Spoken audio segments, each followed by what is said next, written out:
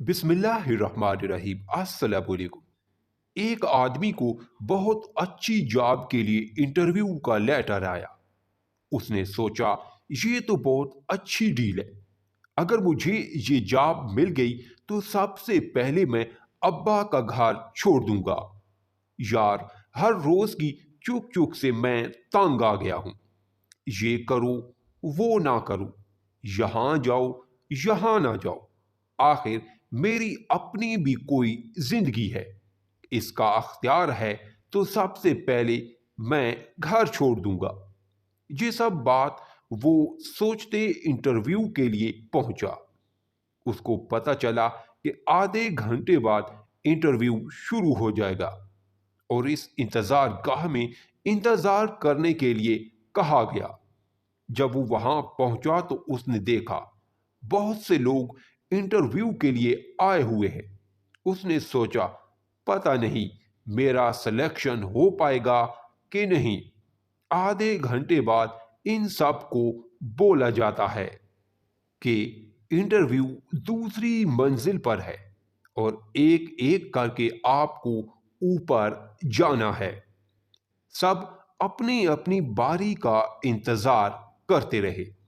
اس نے دیکھا کہ لوگ بہت جلد ہی نیچے آ رہے ہیں، شاید انٹرویو بہت سخت ہے۔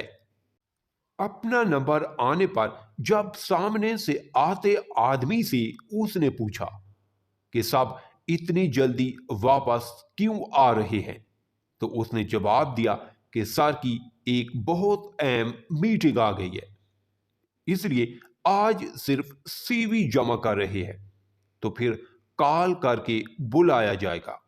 اس نے اوپر جانا شروع کیا تو راستے میں ایک بلب ایسے ہی آن تھا، اس کی ضرورت نہیں تھی۔ اس نے اس بلب کو آف کر دیا۔ آگے وہ دوسری منزل میں داخل ہوا تو سامنے اے سی آن تھا اور تھوڑی دور سے پانی کی آواز آ رہی تھی۔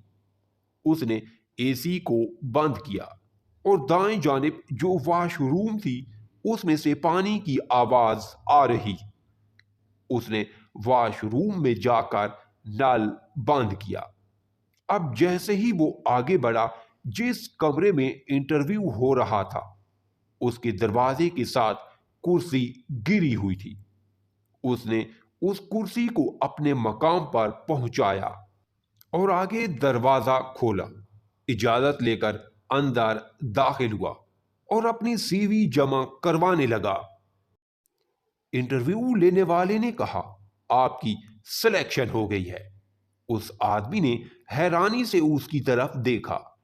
افسر نے کہا دراصل جب آپ اس بلڈنگ میں داخل ہو گئے تھے تب سے آپ کا انٹرویو شروع ہو چکا ہے اور ہم کیمرے کے ذریعے آپ کی ہر ایک حرکت پر نظر رکھ رہے ہیں۔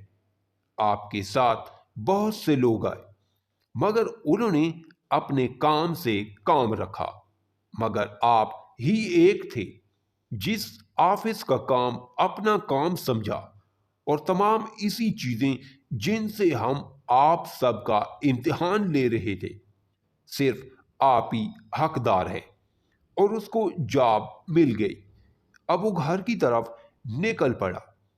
راستے میں اس نے مٹھائی خریدی اور گھر لے آیا اور اپنے ماں باپ سے معافی مانگتے ہوئے بولا آج آپ کے سکھائے ہوئے کی بدولت مجھے اتنی اچھی جاب ملی، کیونکہ وہ جس چک چک کی وجہ سے میں پریشان تھا اس کی وجہ سے اس کو اتنی اچھی جاب مل گئی۔